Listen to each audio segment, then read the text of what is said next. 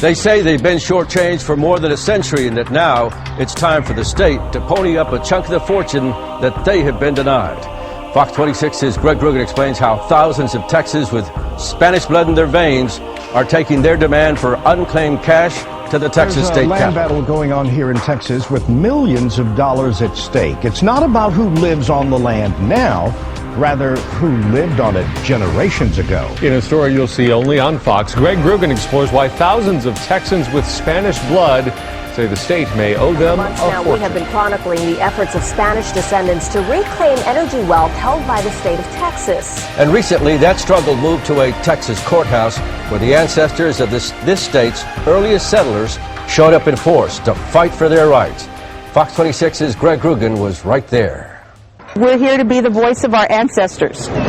Since oil rights were never transmitted, those oil rights remain in the family. For many here, it's just the latest chapter in a century-old story of dispossession and denial. We lost our lands and our royalties and everything to the oil companies. We also know that some were duped. In other words, they were tricked into getting off the land. Here, accounts of forced eviction and violent intimidation are plentiful. Real tragedies preserved and passed down through the generations. They were told that if you continue your search to get the property back, you will be shot dead. All for billions of dollars worth of energy wealth that could have changed fortunes, altering hardscrabble lives for the better. Being out in the fields picking cotton when they should have had money. They didn't have to suffer. A lot of children that could have gotten a good education and could have made something of themselves. For Al Cisneros, it is a powerful legacy, which inspires as much pride as his years flying with the Blue Angels. And yet simmering beneath his love of country is a fury over what he calls a terrible wrong. The old faces that I remember as a child, and their suffering, their anguish, their tears. Los terrenos, mijo. We lost the land. Here's where the story gets truly interesting.